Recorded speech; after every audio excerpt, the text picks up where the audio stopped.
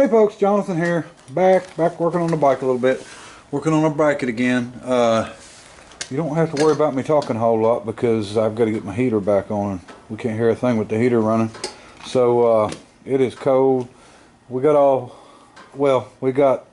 of about, I don't know, maybe 2 inches of snow yesterday morning, and it was melted off about lunchtime because it started raining.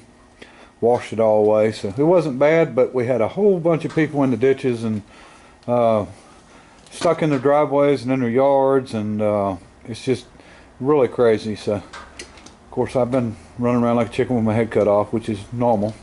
So back to trying to do something on the bike a little bit. What I'm gonna do is work on this mount for the Magneto. We may not get it all the way completed before I jump over to the exhaust. But I want to get it up there. And exhaust. Okay, what I used for this was a handle, part of a handle off of a pressure washer. And this is some more of that same pressure washer. It was an old junk one. And I took these off. This is what we're going to use. I really like the bends on it. I don't know what they use to bend them, but there's no kinks in it. It's the perfect wall tubing. The only bad part is it is powder coated, so we've got to get all the powder coating off, but that's not a big issue. We can cut that off, grind it. But we're just going to use pieces to get the curves and everything we need to come out and down. And I'm going to need another piece, and probably one to go with a swooping circle and not such a tight radius. But I don't have it. I don't have any more of this except for I've got a set of handles on my it's a Troy-built rear tine tiller that's got the same size, but I don't want to steal them off of it, even though the engine's bad on it.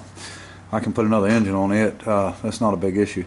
So anyway, so I've got to find some more of this tubing. It's I think it's 1 1/4 outside or OD.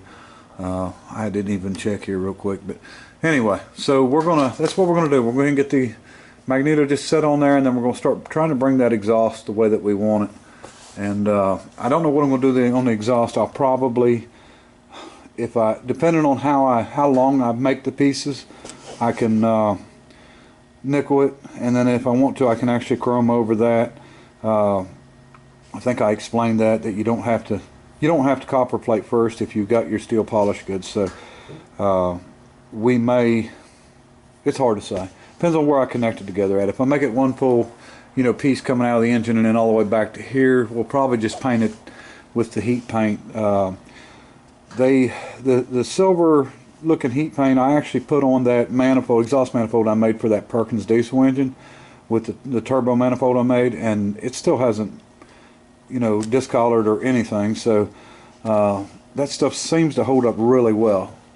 So I think technology has advanced on temperature paints, heat paints. We may do it with it.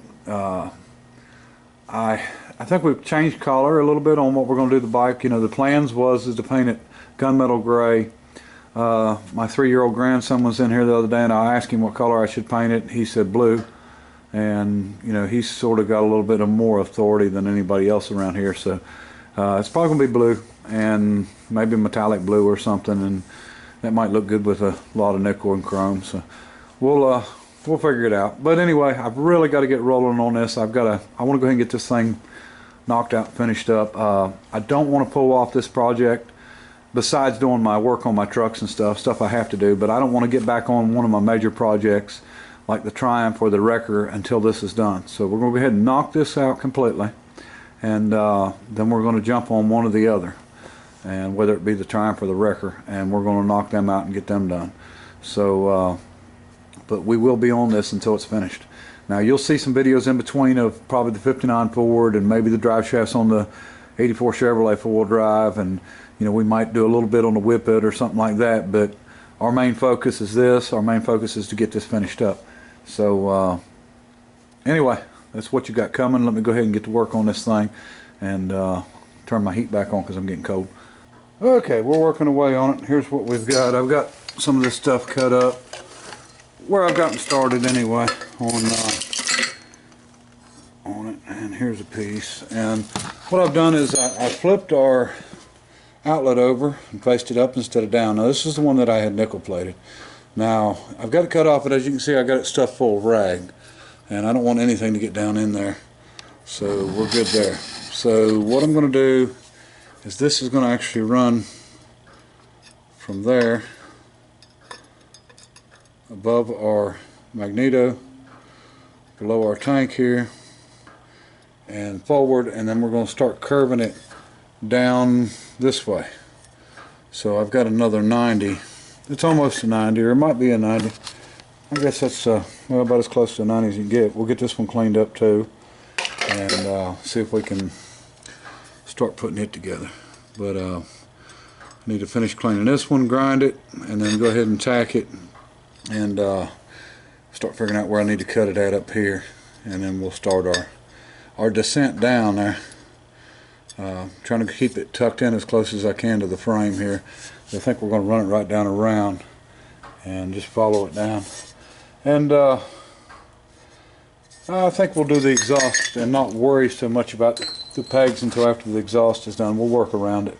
I did get the plate under the Magneto on, and got it about where I want it. It's not going to touch anything on the frame, which, you know, the engine's mounted solid anyway, but you still don't want it, you know, to be that close to something without it being connected. So I don't think I'm going to have any issues there.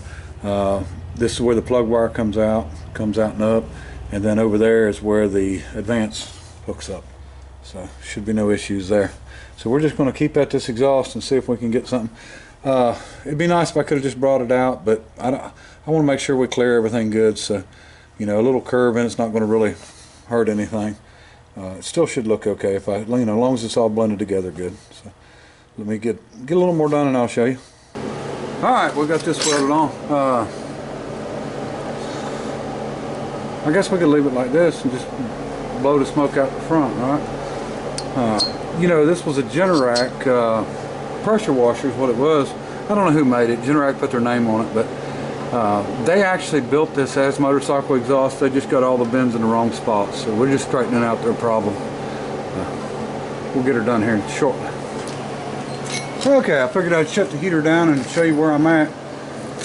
We've got the got it all the way out and around and coming down the frame, and what we're getting ready to do is we're going to bring it out and back at the same time. So we're actually going to cut this in the right spot and turn it in the right direction, and we're going to try to bring this pipe just about straight down this frame, and then keep it straight away from the frame, even though this pipe is tapered in. So that should work out fine. And we're not too close to the plug wire or anything like that. There's plenty of space in there. And so I think that'll work out. Should work out just fine. And we're about even with the tank when it comes to how far it's sticking out this way. So we're okay with everything. So we're just gonna keep at that and see if we can get the next one on, and I'll show you more. Okay, folks, I think I've messed up. As you can see, it fits fine, everything, all that's good, but I'm only about a ½ inch off the frame, and now that's got me worried about paint. I didn't think too much about it because I was trying to keep it tucked in, so I don't want this exhaust to get hot. Of course, I got a couple of holes I got to weld up in it. It's where the handle bolted through, or a piece bolted through, but that's not an issue at all. Anyway, I didn't want it sticking out, but I guess I need to bring it out some. I don't want, like I said, melt the paint on the bike.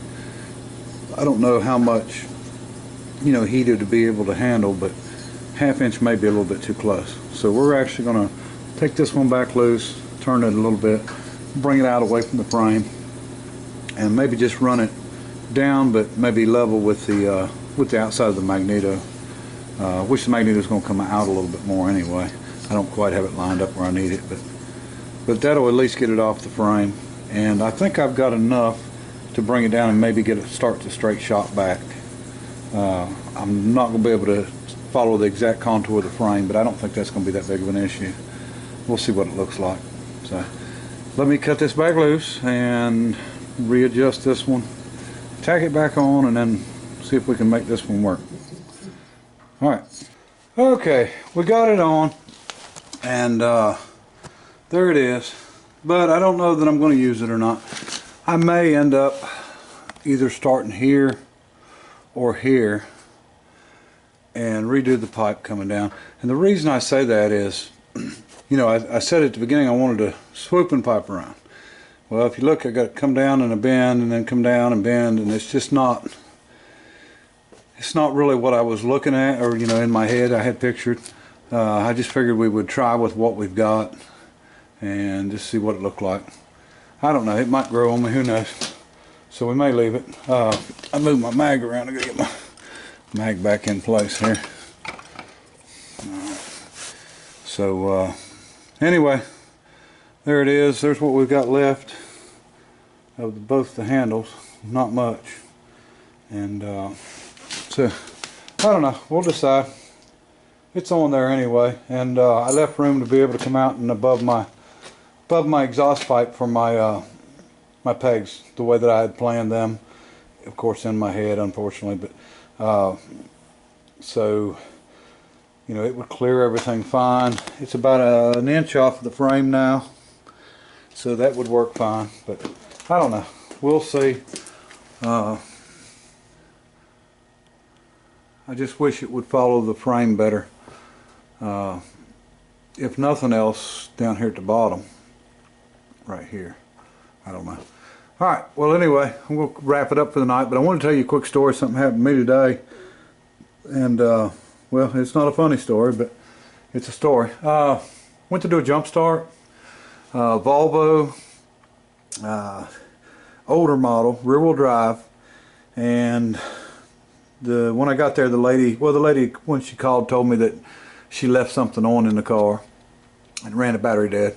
So got there, pulled my truck up, my pickup up in front of it, that white 2500, and she already had some jumper cables laying there, hooked up to hers, ready to hook to mine. So I just threw them on my truck, went on with the jump start, and I had her try it, and it wouldn't do anything. She said she had dash lights, but it wouldn't do anything.